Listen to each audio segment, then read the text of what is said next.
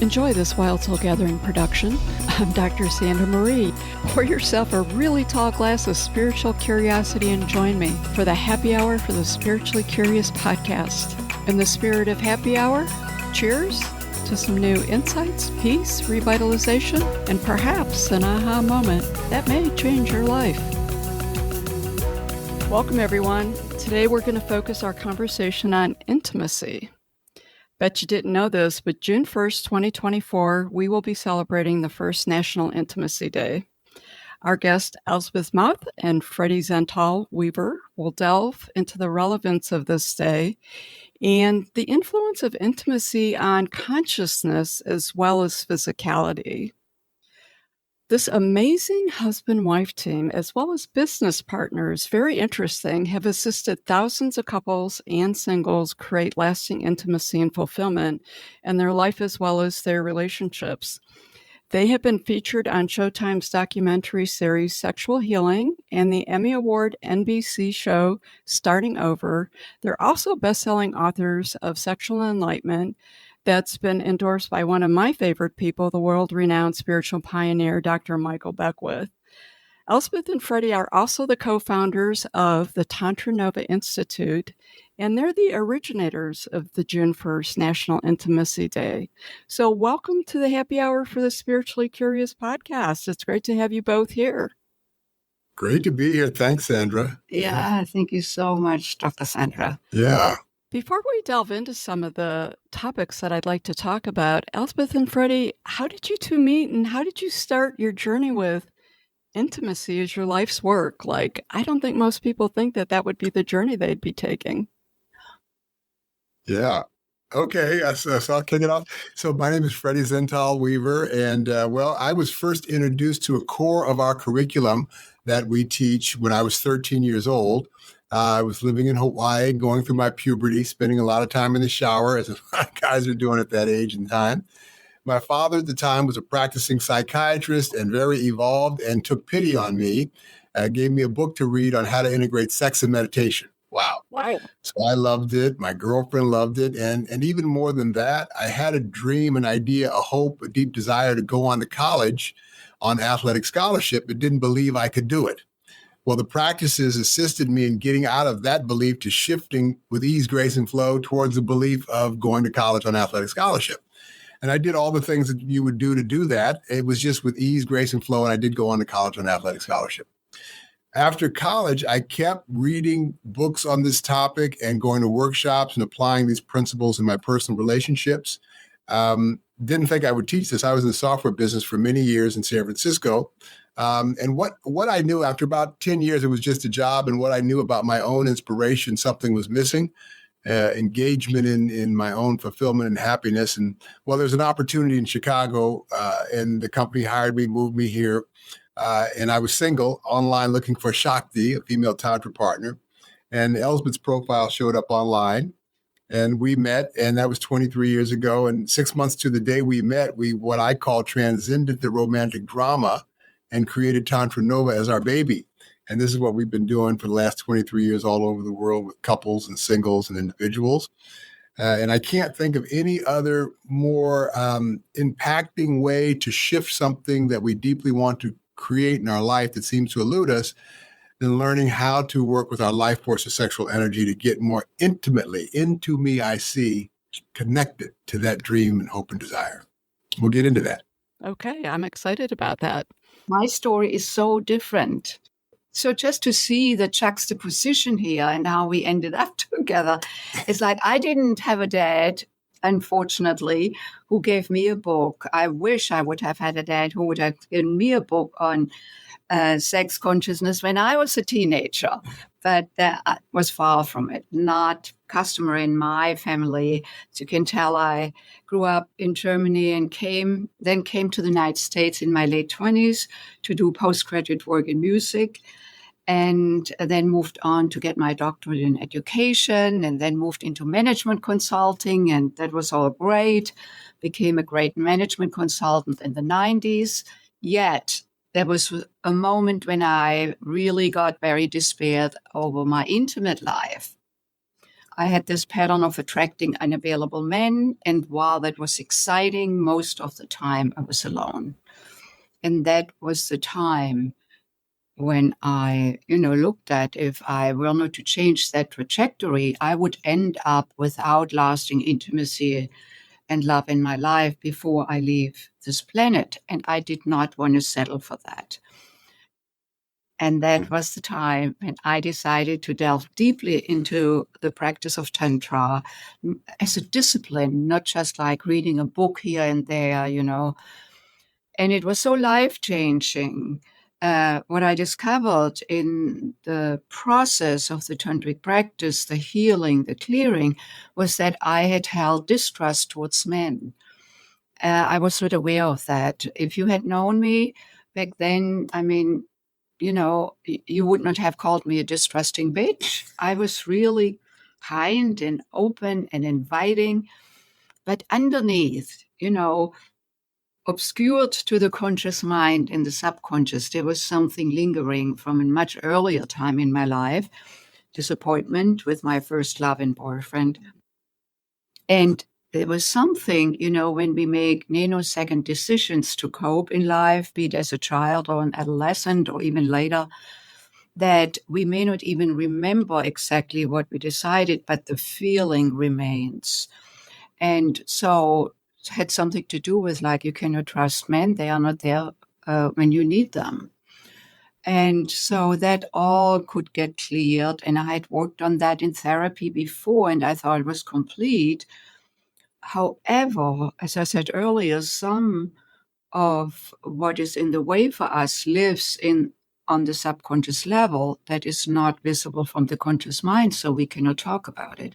And in the tantric practice, given that we really get engaged in our whole being, the physical, sexual, the love and emotional, the mental and the spiritual, is that any facet of us can be touched and revealed. And so I was just very happy that this all opened up, because what opened up was deeper trust in myself out of my healing work, then deeper trust in men in general. And then 6 months later, Freddie Zental came into my life. Ta-da! And I'm so glad that I did the work to clear myself before I met him, because otherwise we would not have gelled, because he was available. If I had still been stuck in that distrust and availability pattern. So anyway, as you said, within a few months, we decided to pool our resources and create a Tantra Nova. And here we are. With you. With you. Yeah, that's great. And Freddie, I would say you are very gifted, because I would say that's not the norm for most people on the planet. But Elsbeth, I would say your story is probably very common on the planet. So I appreciate your willingness to be vulnerable and put yourself out there and really be authentic with it, because I think that's going to speak a lot to people. Both of you guys coming together is really going to tell a very interesting story and help people know that there's a chance. It was interesting. I heard someone talk once, and they say, we make these sacred agreements and we don't even realize them. So you're 16 years old and you break up with that first love, your heart's broken, and you say, I'm never going to love again. And there you are in your 30s and 40s, wondering why you can't find that love again, not realizing that you made this contract with yourself so long ago that's still stuck in there. I think that speaks just a little bit to what you said. Yes. Yeah, it's the way we look into everything. I mean, everything that we do is sort of being cataloged in our subconscious, and so, but at some point in our life, we want to create something. We have a deep desire for something that's never been before. So the tantric practices in this work are really shifting the state of awareness and consciousness so that we can get more deeply connected to that unconscious that we don't see. As Elsbeth's story, there was a background belief in her neurosynaptic memory about the hurt that it was experienced, but in the conscious was, I want to be in relationship. So we're like always our self-fulfilling prophecy. So that's what's unique about working with life force or sexual energy in terms of that altered state of consciousness that happens in it. So just to go back a little bit, a lot of people have heard about the tantric practice, but I don't know that a lot of people truly understand it. Can you explain it like in a simplified type of way? Yes. What Tantra is a lot of things. What we are is Tantra Nova, Tantra New. So we're integrating aspects of the Eastern approach to Tantra, which was one of the original yogas of the energetic body. And it's all energy. Our thoughts are energy. We're just physically a denser form of it.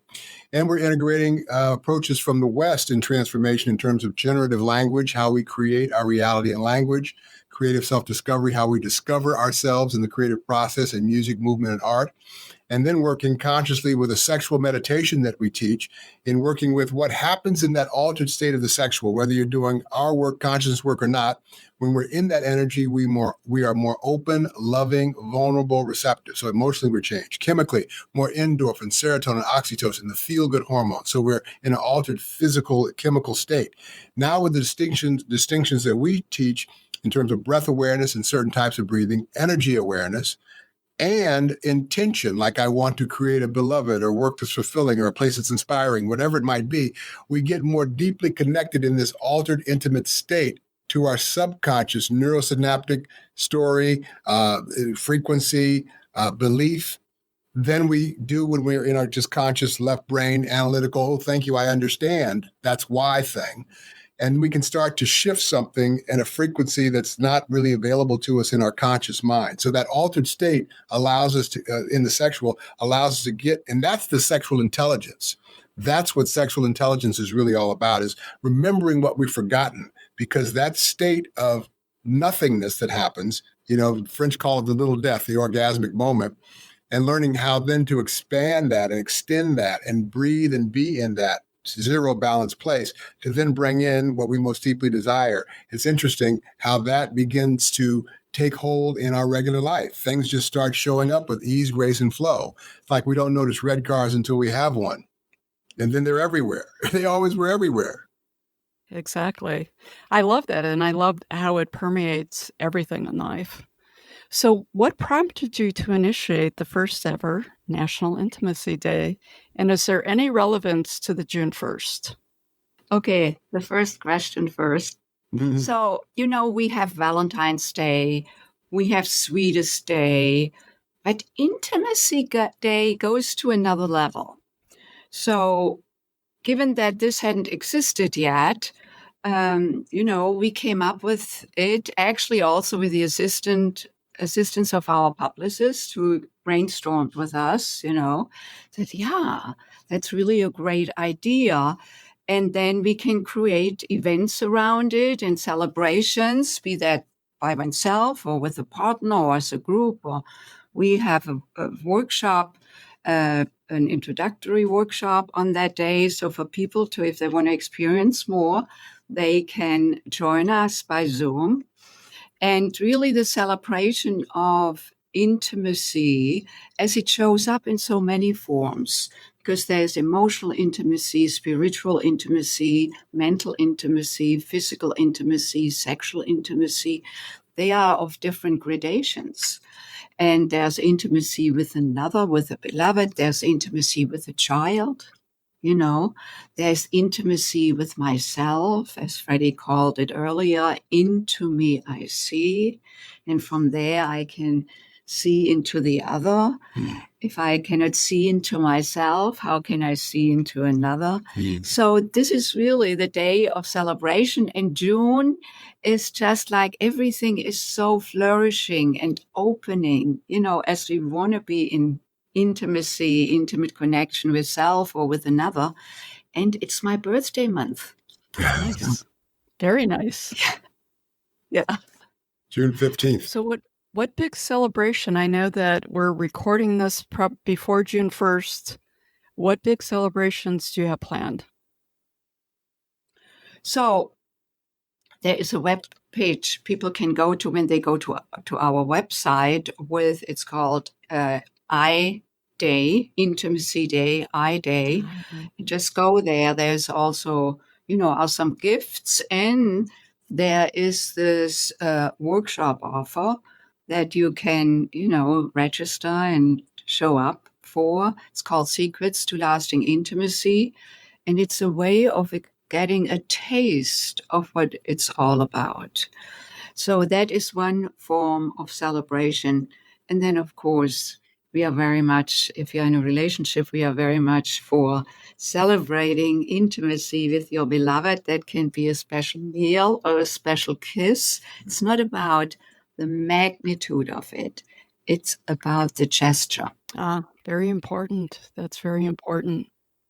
Can you talk a little bit about sexual and spiritual connection? Okay, yes. So, we Let me take that. Go ahead. Yeah, I love that part. So Nice. Because this is really what we want to bridge, given the way we all have grown up in the culture or cultures, because this is not a particular culture, it's like the world culture, has the sexual and the spiritual separated. Yes. And that creates a lot of disconnect within, disconnect with others. So like the sexual belongs into the bedroom, the spiritual belongs into the church, the synagogue, the temple, the mosque, and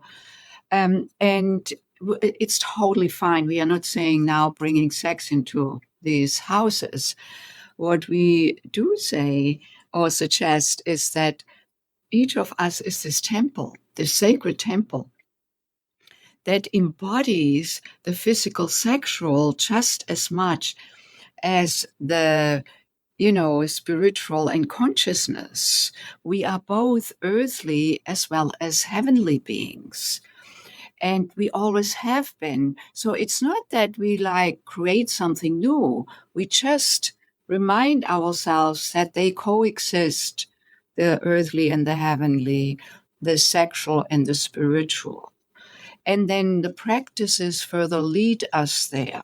They're very concrete practices that we can experience this in a tangible way, not just thinking about it, but really feeling it. And then also with focus and intention and channeling our energy, into our third eye and beyond, we can pull this energy from heaven and earth together, then meeting in the heart. It's been said we are spiritual beings having a human experience, Exactly. And so one of the things that is most, reminding of that is when we are in our sexual experience, either with ourselves or with another.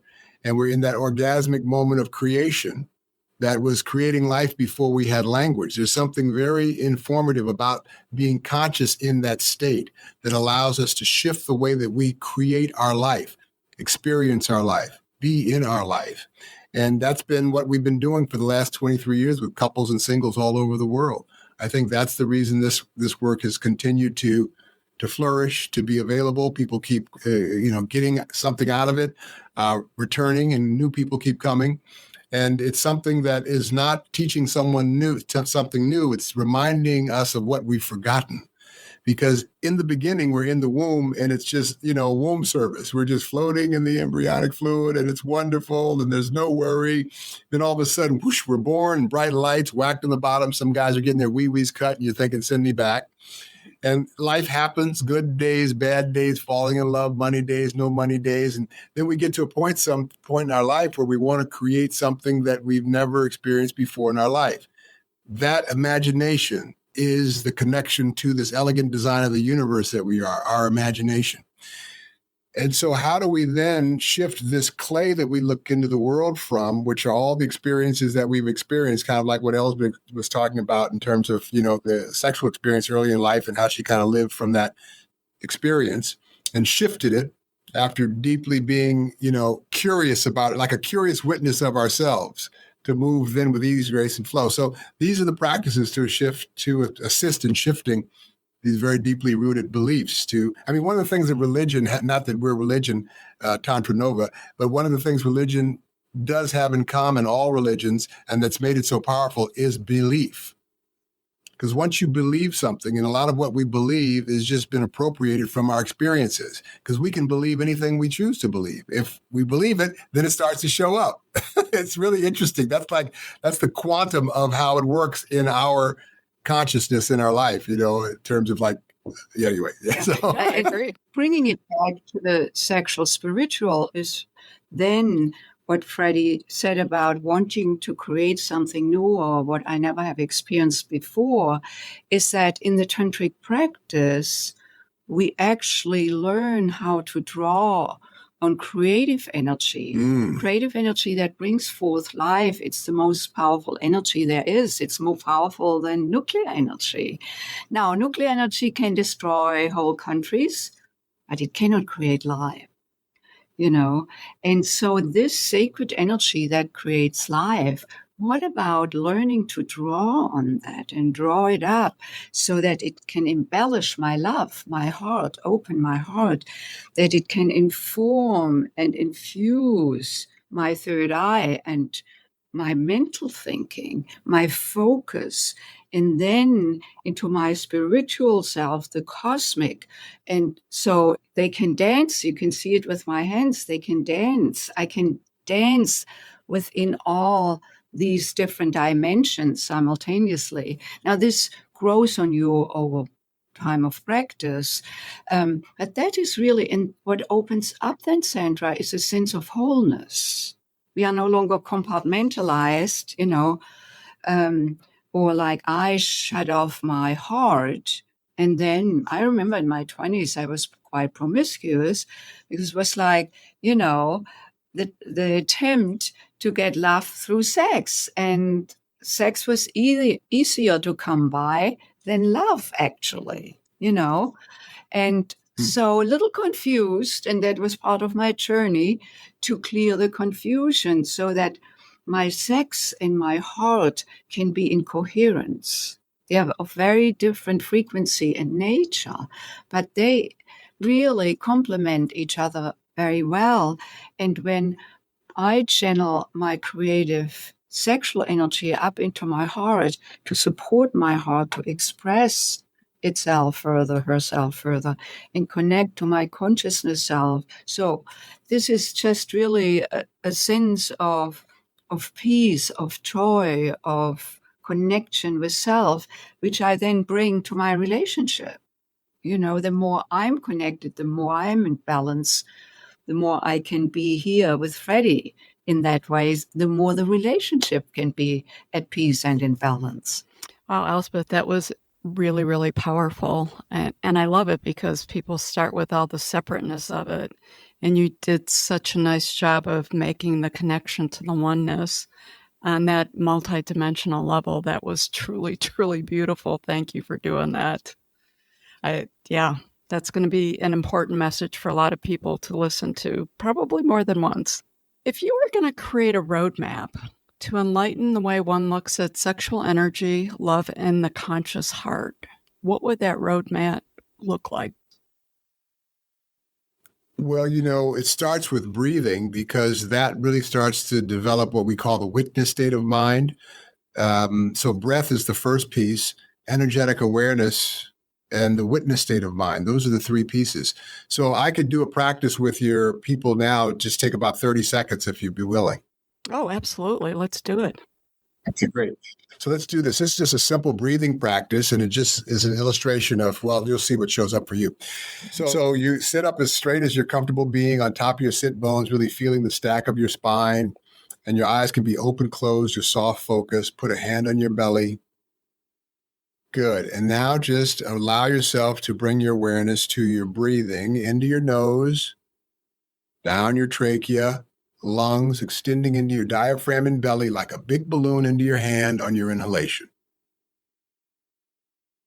Following with your awareness, your breath back up and out through your nose in your own pace, depth, and rhythm. We're just going to do this for a little while, a few moments. Letting your thoughts come, letting your thoughts go. When thoughts start to distract you, acknowledge, let them be, don't engage. Bring your focus and awareness back to your breath. Following your breath into your nose, down your trachea, lungs extending into your diaphragm and belly like a big balloon on your inhalation. Following with your awareness, your breath back up and out through your nose in your own pace, depth, and rhythm. Stay with that breathing. I'm going to continue to speak. You are your own witness to any thoughts, conversations, interpretations, or meaning. Nothing whatsoever you have to do about all that right now. Just breathe and be. Following your breath into your nose, trachea, lungs extending into your diaphragm and belly like a big balloon on your inhalation. Following with your awareness, your breath back up and out through your nose in your own pace, depth, and rhythm. For now, just breathing and being. Giving your busy mind a rest for a few moments. Stay with it. Rise of your belly in your inhalation. Flattening of your belly and your exhalation through your nose in your own pace, depth, and rhythm. And while you're breathing in and out, take a moment and notice how you're feeling right now, how your body is feeling. Notice your emotional state. And notice your state of mind, your state of thought. And when you are ready, come back slowly by opening your eyes. And Sandra, if you could be so kind and share a little bit how you're feeling right now. I feel a little blissy, to be honest with you. I have what I call my heart smiles inside sometimes because I can't find the correct words. I think, well, I know that there's language for it. I just feel a little blissy with it. And definitely I could feel I wear my stress on my shoulders like they just dropped probably 3 inches. Nice. Yeah. Nice. That was that was beautiful. Thank you. Thank you. So that's the state that's available to all of us when we take a moment and breathe. That parasympathetic breathing is different from sympathetic breathing in that we have to think to bring the breath down into the diaphragm and extend it, which is behind the belly and extending the belly. And in that thinking to do that, it gives our busy thinking mind a little pause from this traffic or, oh, the weather or how could she or this or whatever. And then as we have practiced watching those thoughts, we stop. We don't have what we call the total felt sense of the thought, where the cascading effect of now my heart is racing, my energy is hyper, my blood pressure's up. I can just watch the thought floating down the river without, again, the total felt sense of the thought. And then the roadmap for that sexual awareness, coming to greater sexual and love awareness, is so the conscious breath, the parasympathetic breath, and it has to be practiced, then becoming more aware with energy flow in the body, how energy shows up within us on the physical level as a sensation, on the emotional level as an emotion, and on the mental level as thought. All of these sensation, emotion, and thought are pure frequency.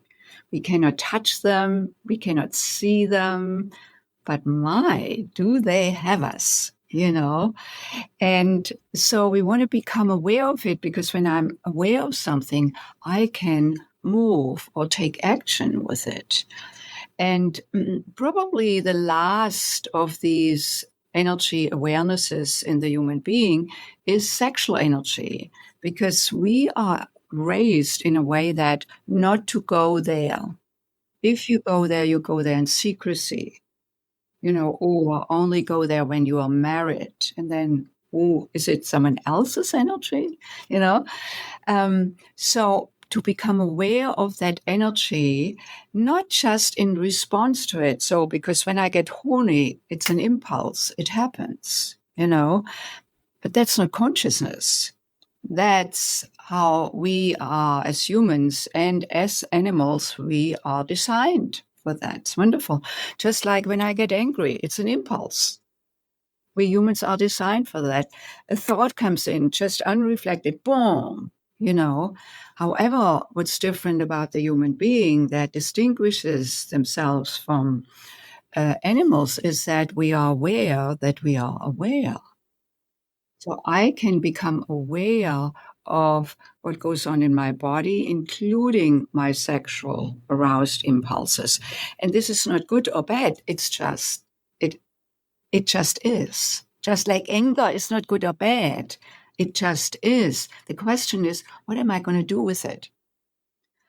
And that is where we want to tap deeper into, because then I can have the impulse instead of the impulse having me. And I can also, I don't suppress it. I don't oppress it. I don't get obsessed with it. I breathe into it. And when I breathe into, be it anger or my sexual arousal, actually it can start moving. It actually gets a little bit less intense.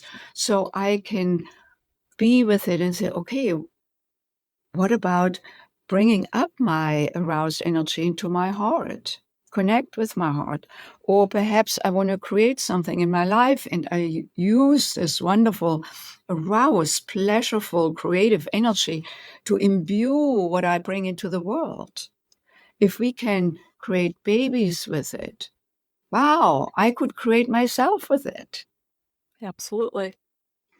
So, and also back to your question, we always start out with foundational practices.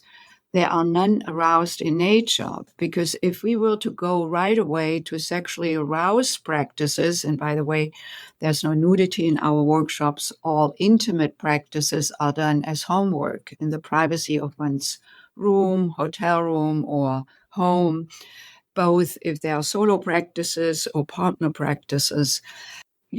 I can learn to transmute that energy, and transmuting energy is not suppressing or diverting, like trying to get rid of it. No, it is moving with the energy so that I can shape what I do with the energy. And there are so many ways how I can shape it. Unlimited. Could you share a little bit about reawakening your feminine, joyous self as a woman? Oh, wow. Yeah, Sandra, I teach a workshop for women only, which is called Awaken to Your Feminine Essence. So we are very much on the same wavelength here. For me, my own journey led me to explore further into the feminine, my feminine. Because I was very lopsided in my masculine. I was very career driven. I'm no longer, I'm a businesswoman and I love doing business, but I was imbalanced. And so what I have found both within myself as well as working with, hundreds and hundreds of women, that many of us, given that we now can take part in the marketplace, unlike, 70 years ago when a woman couldn't get a credit card without her husband's signature. I mean, we cannot even imagine that anymore. So we have so much possibility now and out there, and have developed further what I call masculine skills. Like if I want to compete, I need to have masculine skills. And they were, usually preoccupied by males. This is why we call them masculine. We could also call them yang skills in the Chinese system of yin and yang. So we get out of the gender question here. And to actually remember the feminine, because that is where intimacy resides, which of course involves vulnerability, openness, letting go, open to receive, and most importantly, to trust. This is a yin dimension. The yang dimension is, much more directional, grounded, which we just want to have as much. Grounded, strong, directional, intentional, focused, all of that. The feminine is the flowing, the circular, the intuitive, the playful, the creative, the listening, the receiving. Now, this is the same for men if a man wants to be in balance and be fully in his manhood. If he's not willing to feel, he, is out of balance as well. For women to drop into that feminine space, into that letting go and trusting herself, trusting life, and then opening to a partner if she wants to be with a partner, and cultivating a relationship where she allows to receive, where she allows herself to trust. For me, even from my story I shared earlier, that has been a journey. And I feel so privileged to support women on that journey. What I have noticed is that when a woman comes more into her balance of the yin and yang, feminine and masculine, she becomes more creative, more in the flow of that creative energy versus having to follow some external predicament or how she should be. No, every woman, when she starts listening to herself, she knows what's right for her. It may be cluttered up initially, but then that can be, freed up. And lots of women who have come through our program have, and also part of that is accessing their sexual creative energy, that they have become not only more creative with themselves, more loving with themselves, perhaps more pleasurable with themselves. That shows them up in their everyday life, in their work life. Some shifted their careers, some fundamental changes, some more incremental changes, depending on where she is. Oh, awesome. Well, how about cultivating your masculine, pleasurable energy as a man? Okay, so then the flip side of that coin, for the man, it's learning how to be more conscious around this unconscious aspect of our beingness, energetic beingness. Because for women, women even today can be ostracized for being sexual. In some parts of the world could be stoned to death for having sex out of wedlock. But the good news is that a lot of women are really learning more about sexuality through pornography and seeing, oh, I can do this, I can do that. I'm not saying that that's the be all to end all. I think that it's moving in the right direction in terms of that sex is out of the closet now. And so once we have enough of the lusting gorge pornography, then it's like, what else can we do with this energy? Oh, we can use it. Sexual meditation. We can do that. We'll be ready for that. So for the man in general, it's learning how to separate in all the variations of Tantra that there are. One of the primary edicts is for the man learning how to separate ejaculation from orgasm. And for a lot of guys, that's all they know about Tantra. They heard an article where Sting 20 years ago said, oh, I make love to my wife for, 8 hours. And they think, oh, I'm going to make love to my beloved for 8 hours. And it's not boom, boom, boom, boom, boom for 8 hours. It'd be broken hips and people would be in wheelchairs. It's a variety of stillness, slow listening, being present, eye gazing, fast, slow, deep, shallow, breathing. All of those things get put into, an experience. What we're teaching in our workshops is a sexual meditation. So it's a particular construct of working with sexual energy that will broaden and inform your mutual lovemaking as well. But for the man, learning to separate ejaculation from orgasm is the beginning of bringing consciousness to the sexual part of themselves. For guys, in relationship with a woman, it's like, the Venus and Mars thing. And guys are, really kind of allowed two emotions in our modeling and upbringing, and that's, sex, fucking, or fighting. But intimacy and nurturing and being, vulnerable is not what we have learned is okay.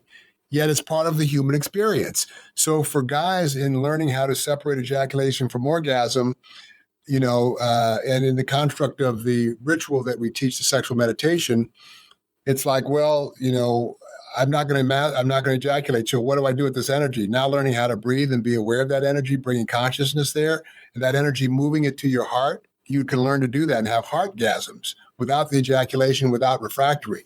Now you're mastering this energetic sort of like big bang that happens that we're just born with. It's part of our lineage to create and be present and to bring in a more balanced polarity in terms of yin yang balance, particularly in relationship with a woman. How can you be present to when the masculine energy is appropriate and when more of a feminine energy is appropriate? Because that's the nature of things. When we're born or when we're, created in the womb, we're zygotes, we're androgynous, and then it's decided man or woman. And then so as a man, we have, more testosterone, a woman has more estrogen. And as we get older, it reverses itself, and so, the man's penis is the woman's clitoris, the man's testes are the woman's ovaries, the woman's G-spot, Grafenberg spot, or, sacred spot is the man's prostate. So it's all the same mechanics, just slightly different. So how do we, again, balance all of this as a way of listening, being, and, experiencing in our life? Yeah. That's what starts to happen. Let me just bring this all together in one little graph I'm going to do with my hands. So male sexual energy can be described as being directional, getting easily aroused, rising quickly and dropping quickly. Feminine sexual energy rises slowly, hangs out here. We don't know if it's coming or going. However, when it's awakened, it can come up to a plateau and stay on the plateau for a long time. So what happens easily is that it goes like that. The male goes up, comes and goes while she still hangs out there here. Through the tantric practice and through the man learning how to separate ejaculation from orgasm, where he can connect his sex with his heart and stay present to himself and to her, this arises. He breathes up the energy and then can stay present. Gives her all the time. She doesn't feel rushed. She still feels paid attention to, and then we can meet on the plateau. Doesn't mean that it has to be a 9 on a scale from 1 to 10, 10 being the ejaculatory or climactic moment. It could be one is on a 5 and the other one is on a 7. But it's through the synchronized breath that we practice as a couple, through listening to, for women, it's to reawaken. For men, it's to circulate and sustain. A man doesn't have to learn to be reawakened, at least not for a younger man, but even when they're older, it gets easily excited. For women, it's different. We are based in estrogen, which is the slow hormone. Men are based in, masculine energy is based in testosterone, the quick hormone. That's what we call them, And so we want to learn to work with the differences to embellish the dance instead of having it be a conflict. Because many couples come to us and, that's one of the concerns. They are, on different planets, literally, also sexually. And we are in some ways. But how can we learn for ourselves and with each other the idiosyncrasy of our energy, and then move with this energy, open into this energy, and then dance with each other? Many couples, young couples in the prime of their sexual time, come to us and, she's like, I don't know if he loves me. And he's like, of course I love you, honey. Look at me, pointing to his erection. And she's like, yeah, but can you kiss me with your heart? And that's not something guys learn how to do. So when they learn to separate ejaculation from orgasm, in that process, they uncouple the possessiveness, the jealousy. Is it big enough, hard enough, too big, shame, fear, guilt, broken hearts, all the story. I mean, the sexual piece is loaded. So in bringing consciousness to the sexual, we start to unload and unpack so much story, so much energetic verklempt or holding, that we open up space for new to come in, for our dreams to come in, for possibility to become possible. When we bring consciousness to the sexual and the meditation practice that we're talking about, what happens outside of the practice in your life is more creativity and pleasure, which is the kernel of that sexual energy, starts to show up as a default way of listening and being in your life.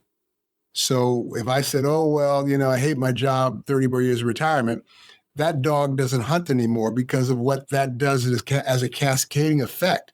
Words are energy, and it's all energy.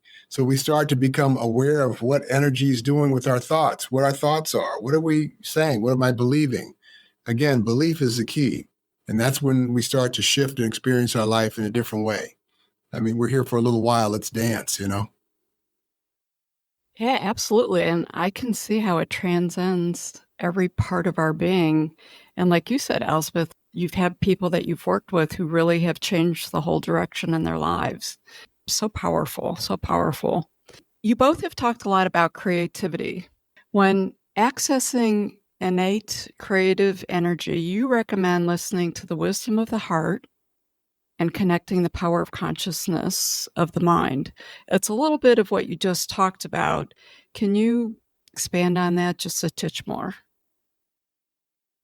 Yes, I feel that in our culture, the Western culture, we, over the last, I would say 50 to 60 years, we slowly over time, we had more opportunity to actually become aware of our emotional being. You know, when you went to therapy like 60 years ago, or even 50, 40 years ago, you were considered a little weird. Now, people go to a therapist every day to their session, and not every day, but once a week or so, you know? You are not weird, considered weird any longer. Also, what opened up through therapy is that we learned to allow our feelings, to listen to our feelings and not shove them down. Our emotional self has evolved further. Then, through the Eastern practices of yoga and meditation, that has taken more, came more to our shores over the last 20 to 30 years, we are also more connecting with our spiritual self, however that may look for each of us as individuals, but that opened more, you know. However, the sexual, we haven't really explored into. This is why I'm so excited that what we do and some of our colleagues do, that a new window, or perhaps the last important window of that trilogy of sex, heart, and consciousness is being paid attention to and brought awareness to. And so that is really what the work is about, the awareness of the sexual life-giving energy and learning to engage with that energy in a conscious way. Yeah, and of course, opening our heart, connecting with the heart, and cultivating intentionality, so that our consciousness can flourish more. And back then, to the integration of these three dimensions, they are uniquely different. They have different frequency. If we measure them with electrodes, they have very different frequencies, yet and together they really affect each other. And I then call it, they start communicating with each other. So my sex can communicate with my consciousness, and my consciousness can affect my sex as well, my heart, and vice versa. Wow, beautiful. What advice would you offer to someone looking to access their personal peace and joy? Well, the breathing exercise that we did, and anyone who does that for even a few moments, a minute, they tap in for a few of those breaths of stillness. Suddenly they're just watching the thought and there's nothing going on. And it's that space that we want to keep expanding more familiarity and accessibility to, so that it's available to us to bring in that peace and joy. And so that's really how you do it. It's really believing that it's possible, finding stillness away from the story that keeps us in the spin, getting some relief from that, and moving towards what it is, how I want to feel. Because oftentimes we focus on how we don't want to feel. And as opposed to thinking, well, okay, what does it feel like? Let me just fake it till I make it. What is it? Let me just imagine and dream for a moment being in this wonderful place. And now we're building a new neurosynaptic familiarity to a feeling that we want to have more of. And that becomes much more available. And that begins to be the way we look into the world. That's what we feel for. That's what we smell for. That's what we frequency for. When we bring it into our consciousness, it starts to show up because that's what we're looking for. And we have this gift for the listener today, the audience, because we thought out of this conversation, where can you as a listener go? Because this is still just a conversation. So we thought this gift that is an introduction to sexual meditation would support you as a listener to actually get some practices, to do some of the foundational practices right at home. You don't have to wait. You don't have even to come to a workshop, and you can, of course, if you wish, but we want to support you in tapping into that space that you just called, Sandra, the space of peace and joy, And so in that video class, there are a couple of practices that prepare ourselves for then later on to apply this to sexual aroused energy. So these practices in the class are very much about becoming more familiar with your subtle energy that runs through you, in your body, in your heart, in your mind, and really, be still and calm within yourself, and how to move energy, subtle energy, which are all precursors for then later on moving sexual aroused energy. We never go with our students right away to sexual aroused energy. If we were to do that, nothing would change, because the body, the system, is used to the patterns of that sexual energy, how it has lived in each of us, for decades. When we were kids, we may have learned about it. We may have developed certain ways of being with ourselves, or as teenagers, and that is what the nervous system remembers. So in order to cultivate the flow of that creative energy totally through us, we need to shift our nervous system. And therefore, you want to do these practices that are in the class so that your body can get used to moving energy deliberately. You determine it through the breath, the coordination, and you're being guided in that. Well, thank you. That is really very kind of you to offer that gift to the listeners. And I really hope people take advantage of that. That's a beautiful thing. And Freddie, I'll just say that quick little breathing that we just did earlier in the episode, it really did shift. It shifted my thoughts and it shifted my energy. For those listening out there, that's the beginning. It's a nice start. And sometimes it can be that easy when we take that quick little minute to do it. Yeah, and it's moment by moment, it's staying with the practices that allow us to build, again, more familiarity, accessibility to that feeling when we get off, because it's what's going to happen. We're going to have, a moment where we get wrapped up in a story, a thought, or something doesn't go the way we expected it to. And it's how quick things that they don't stop happening. It's just how quickly can we get off of it and come back to that unified field of just savasana, breathing and being, And so much how that applies to relationship, because particularly, you can imagine that we have to practice this ongoingly. Yeah, living and working together 23 years, that's really 46 years, It's not like, bye, I'll see you in 8 hours or 10 hours. And to have practice also as a couple, where we connect our energies and breathe in synchronicity together from heart to heart. And to go there instead of dwelling on the pissedness when I'm angry, blaming Freddie. And the first thing for all of us to remember that our upsets, to own them. And when I say that, it's not that, there isn't a request to be made or something to be negotiated. It's the charge that I have to own. If I get upset about the weather, I got to own the upsetness. I can't change the weather, but I can change how I feel about it. And then there's nothing for me to do but choose. And it's in that choice is where our freedom lies, and oftentimes we get resigned that there's no choice, and that's where we start to see that, oh, I do have choice about how I feel. How that shows up in relationship is like that I can choose then to stay in anger with Freddie, or am I more committed to harmony and joy and peace, given that I'm more committed to the latter one, the harmony and peace and joy, I have been training myself to, as quickly as I can, to move out of my anger state, which is usually self-righteous. Like it's his fault and I'm right. When I feel hurt or I don't feel heard or I didn't get what I wanted or whatever it may be.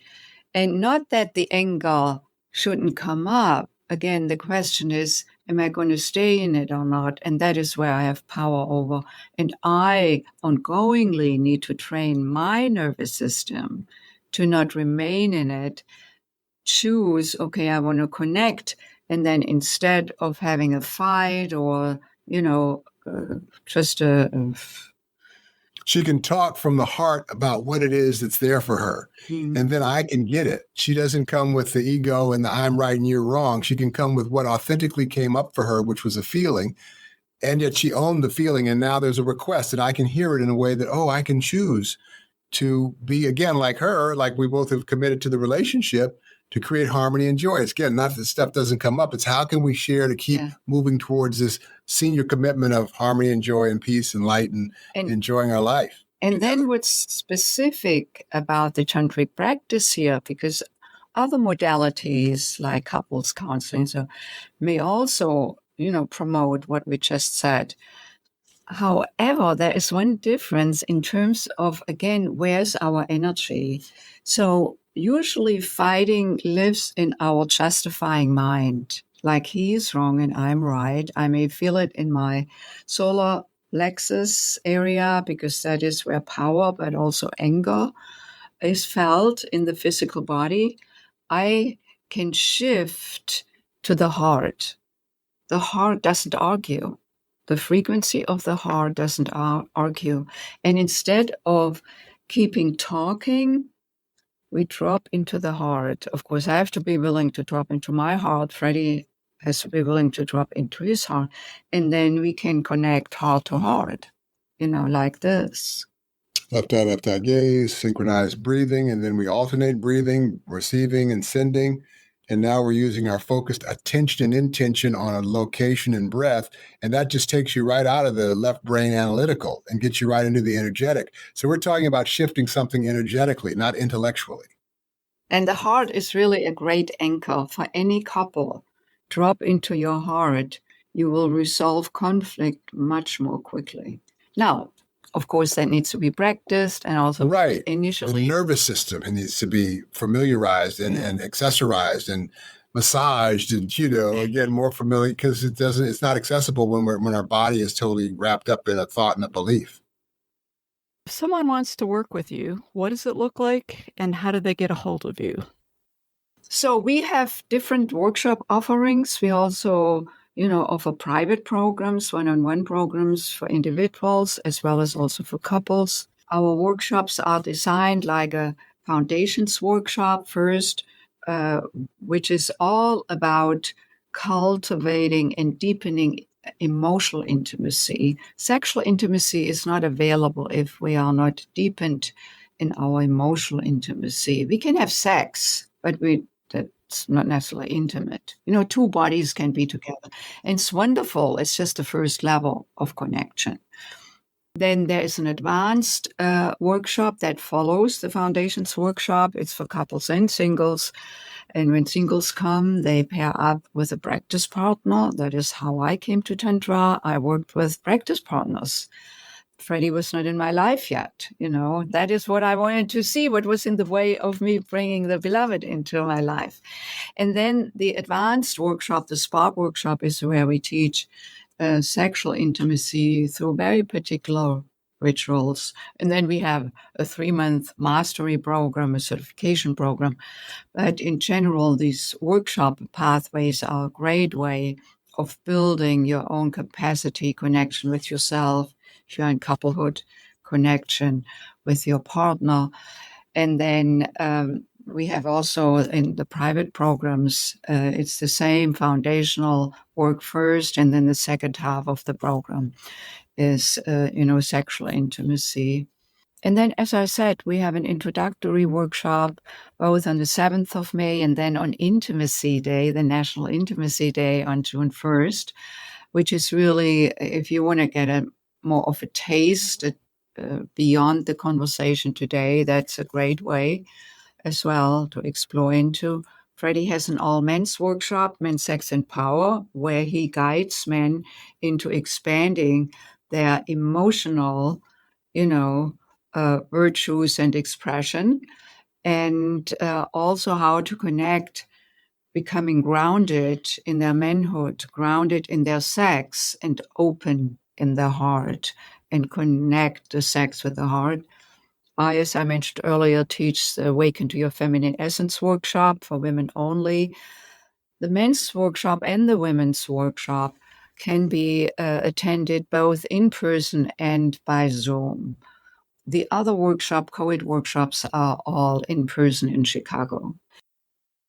I am really excited to see where National Intimacy Day goes. I think you guys are generating massive amounts of creativity and helping us all be creative, which just helps it grow and grow and grow.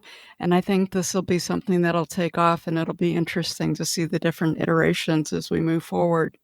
I'll definitely make sure I put all of your information on the website and in the show notes. That is so great. Thank you for doing that. And I didn't mention where people can find out about the workshop. It's on tantranova.com, TANTRANOVA, Tantranova like supernova, and Tantranova, and there's everything is laid out there on the program page. There's our book, Sexual Enlightenment, as well. And thank you so much just for sharing this in the show notes. Yeah, no worries. We'll make sure we get it out there. And you do have that awesome book out there as well as the other work that you have. So I'll make sure I put all the links out to that also. Any last thoughts you want to leave for the listeners out there? Yeah, I would like to just go on your way now and just stay connected with your heart and drop into your heart, listen to your heart, breathe into your heart, and the heart will guide you. Beautiful, beautiful. Keep dancing, breathing, and loving your life. I love that. That's perfect. Well, this has really been a very special show. Thank you guys so much for your authenticity, the work that you're doing, opening this up, putting yourselves out there. I can't thank you enough for being on the show. It's really been wonderful. Yeah, likewise. Thanks, Sandra. Yeah. And I always want to send a big thank you out there to all the listeners. Thank you for taking time out of your day to be with myself, Freddie, and Elsbeth. And remember, embrace that wild soul. We've got a lot to do out there. You guys have a great day. Thank you. Thank you for joining us for this episode of Wild Soul Gatherings Happy Hour for the Spiritually Curious. To learn more about our guests, please go to our website, wildsoulsgathering.com. We're very eager to hear from our listeners what you thought of the episode, topics you might like us to cover in the future, your thoughts on spirituality, questions you may have. Please feel free to send us an email at wildsoulsgathering@gmail.com. This is your host, Dr. Sandra Marie, sending each of you peace and love. Until we meet again, embrace your wild soul.